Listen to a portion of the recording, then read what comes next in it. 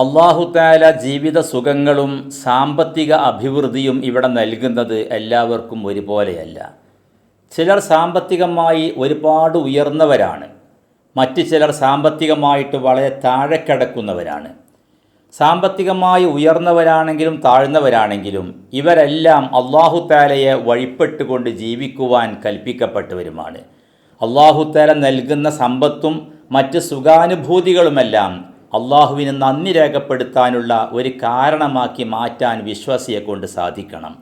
അതേപോലെ തന്നെ അല്ലാഹു തആല പ്രയാസങ്ങളും സാമ്പത്തികമായ പരാധീനതകളും നൽകിയിട്ടുണ്ടെങ്കിൽ അതിലെല്ലാം ക്ഷമിക്കുവാനുള്ള മനസ്സും വിശ്വാസികൾക്കുണ്ടായിരിക്കണം. എന്നാൽ സാമ്പത്തികമായ അഭിവൃദ്ധി ഉണ്ടാകുമ്പോൾ പലപ്പോഴും അവർ അല്ലാഹു തആലക്ക് നന്ദി രേഖപ്പെടുത്തേണ്ടതിന് പകരം അള്ളാഹുവിനെ വിസ്മരിക്കലാണ്, മറന്നു പോകലാണ് സാധാരണ പതിവ്. അവർ സ്വന്തമായി തന്നെ ഉയർന്നു പോകുമ്പോൾ ഞാൻ ഉയർന്നവനാണ് എന്ന ചിന്തയിൽ അല്ലാഹു തആലക്ക് ആരാധന ചെയ്യാൻ മറന്നു പോകുന്നു.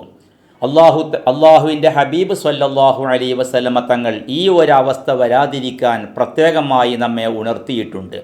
ബുഖാരി മുസ്ലിം ഉദ്ധരിക്കുന്ന ഹദീസിലൂടെ നബി സ്വല്ലല്ലാഹു അലൈഹി വസല്ലമ തങ്ങൾ പറഞ്ഞു, ലൽ ഫഖറ അഖ്ഷാ അലൈക്കും വലാകിൻ അഖ്ഷാ അലൈക്കും അൻ തുബ്സത അലൈക്കും ദുനിയ കമാ ബുസ്തിതത് അലാ മൻ കാന ഖബ്ലക്കും ഫതനാഫസുഹാ കമാ തനാഫസുഹാ ഫതുഹ്ലികക്കും കമാ അഹ്ലകതുഹും.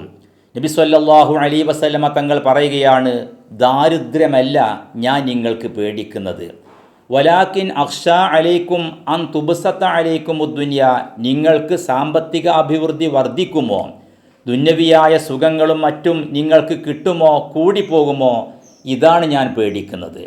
അങ്ങനെ ഏതുപോലെയെന്നോ നിങ്ങളെ മുൻഗാമികൾക്ക് അല്ലാഹു തആല സാമ്പത്തികമായ അഭിവൃദ്ധിയും സൗകര്യങ്ങളുമെല്ലാം ഒരുപാട് ആളുകൾക്ക് പഴയ കാലത്ത് നൽകിയിട്ടുണ്ട്.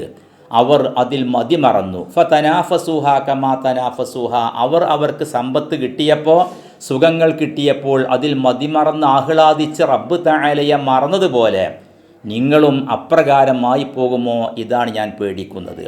അവരെ സമ്പത്തും സുഖസൗകര്യങ്ങളും നശിപ്പിച്ചതുപോലെ നിങ്ങളെയും നശിപ്പിക്കുമോ, ഇതാണ് ഞാൻ പേടിക്കുന്നത്. നബി സ്വല്ലല്ലാഹു അലൈഹി വസല്ലമ തങ്ങൾ വിശദീകരിക്കുകയാണ്. യഥാർത്ഥത്തിൽ സമ്പത്ത് അല്ലാഹു തആല നൽകുന്നത് അല്ലാഹു തആലക്ക് അനുഗ്രഹങ്ങൾക്ക് നന്ദി രേഖപ്പെടുത്താനുള്ള വഴി തുറക്കുകയാണ്.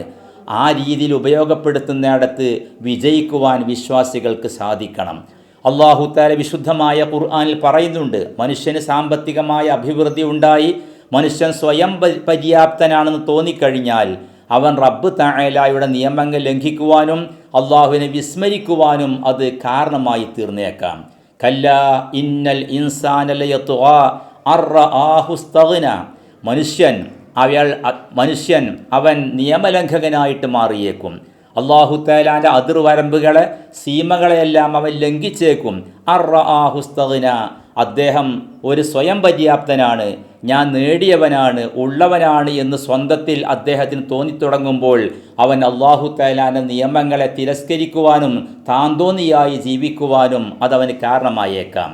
എന്നിട്ട് അല്ലാഹു തആല ഒരു മുന്നറിയിപ്പ് സ്വരത്തിൽ പറയുകയാണ്, ഇന്ന ഇലാ റബ്ബിക റുജ്അ, തീർച്ചയായും നിന്റെ രക്ഷിതാവിലേക്കാണ് നിനക്ക് മടങ്ങാനുള്ളത്.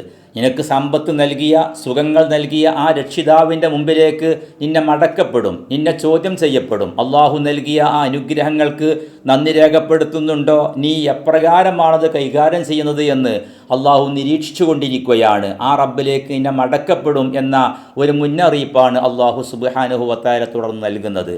അല്ലാഹു തആല അവൻ നൽകിയ അനുഗ്രഹങ്ങളെ അവൻ്റെ പ്രീതിയിലായി ഉപയോഗപ്പെടുത്തുന്ന സച്ചരിതരുടെ കൂട്ടത്തിൽ നമ്മെ എല്ലാവരെയും ഉൾപ്പെടുത്തി അനുഗ്രഹിക്കട്ടെ. വൽഹംദുലില്ലാഹി റബ്ബിൽ ആലമീൻ.